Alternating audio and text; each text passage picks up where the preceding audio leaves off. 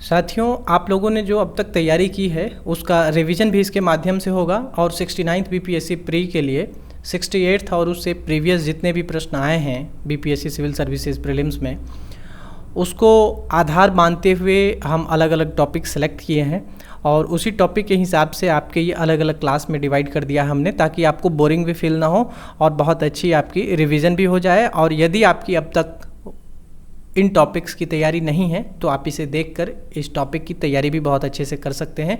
एक copy pen आप अपने पास रखेंगे और जो समय बचे हुए हैं 69th बीपीएससी प्री में उसका सही सदुपयोग करें और इन सारे जितने भी क्लासेस आ रहे हैं आपके उस सभी क्लासेस को आप देखिए। और करेंट अफेयर पर स्पेशल एपिसोड जो हमारा चल रहा है जिसमें सितंबर 2022 से लेकर अक्टूबर 2023 तक के करंट अफेयर को हम दे रहे हैं, उसको भी देखें।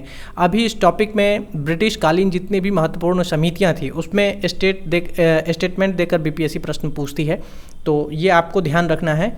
यहाँ पर हो सकता है स्टेटमेंट में उसके अध्यक्ष का नाम, उसके स्थापना वर्ष, वाइसराय उस समय में कौन था और उस समिति का उद्देश्य क्या था, इस तरह से स्टेटमेंट बेस्ड आपसे प्रश्न पूछती है, तो इसीलिए हम उसी आधार से इसको लाए हैं।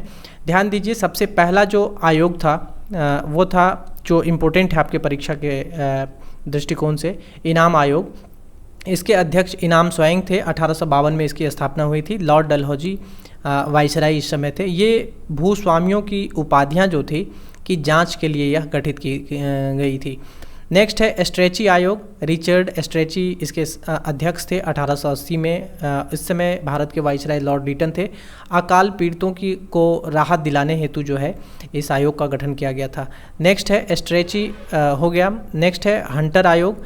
विलियम हंटर इसके अध्यक्ष थे। 1882 में लॉर्ड रिपन थे उस समय वाइसराय भारत के। शिक्षा की प्रगति के पुनरावलोकन के लिए इसका गठन हुआ था।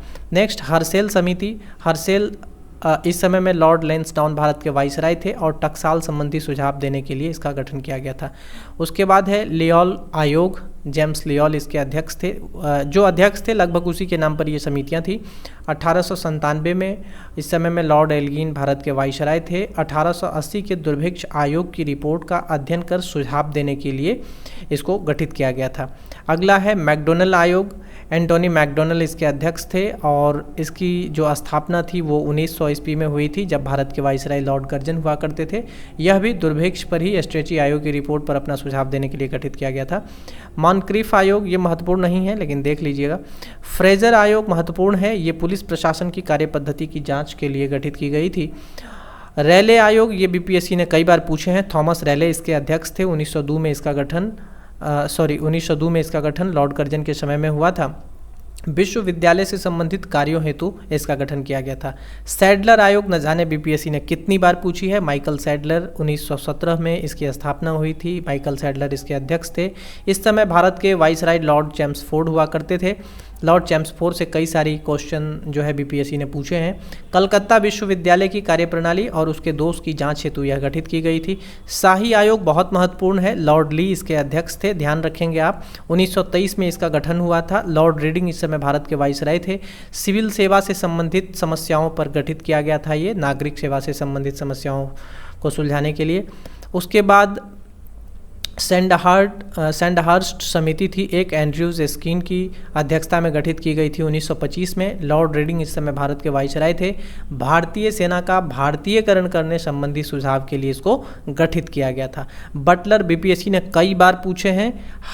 हार्कोर्ट बटलर इसके अध्यक्ष थे 1927 में। इसके गठन, इसके अध्यक्ष, इस समय भारत के वाइसराय और इसके उद्देश्य क्या थे आपको ध्यान रखना है। ब्रिटिश परम सत्ता और देशी राज्यों के अच्छे संबंध स्थापित करने के उद्देश्य से इसका गठन किया गया था।